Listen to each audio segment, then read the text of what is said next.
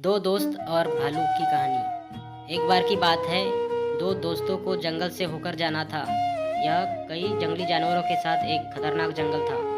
जंगल में शेर, भालू, सांप, यहाँ तक कि जहरीली मकड़ियाँ भी थी। जैसे ही दो दोस्त जंगल में दाखिल हुए, वे इस डर से जकड़े हुए थे कि आगे क्या होगा। मैं इतना भयभीत हूँ, काश हमें इस जंगल से न गुजरना पड़े। मैं आपसे सहमत हूँ, लेकिन हमारे पास कोई चारा नहीं है। दूसरे गांव में जाने के लिए हमें जंगल पार करना ही होगा। क्या होगा अगर हम मुसीबत में पड़ गए?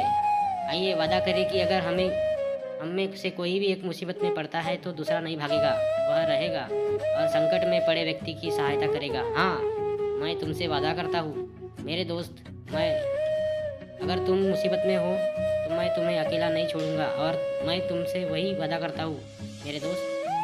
मुझे अब कम डर लग रहा है। मुझे लगता है कि अब मैं आसानी से जंगल पार कर सकता हूँ।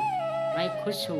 चलो चलते हैं। कुछ देर जंगल में घूमने के बाद दोनों दोस्तों ने अपने आगे की झाड़ियों से सरसराहट की आवाज़ सुनी।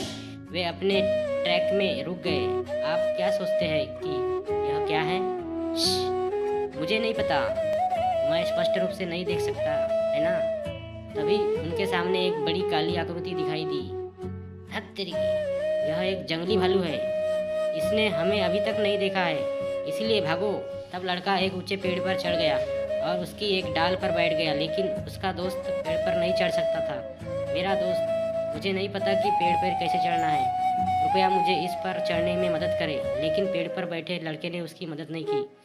लड़का सांस ले रहा है, लेकिन लड़के उसके सिर हिलाया और पेड़ को कसकर पकड़ लिया। जमीन पर पड़े लड़के ने भालू को अपने पास आते देखा और फौरन मौके पर लेट गया।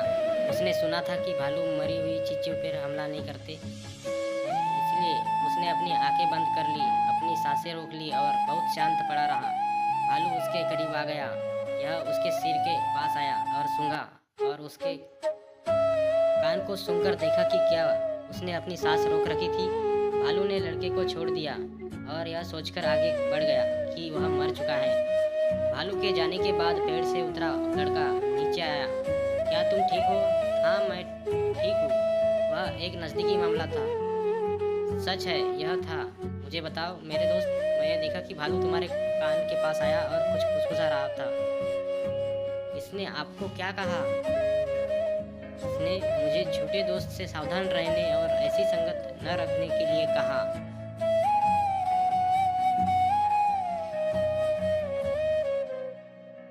कहानी का नैतिक: मित्र वही जो मुसीबत में काम आए।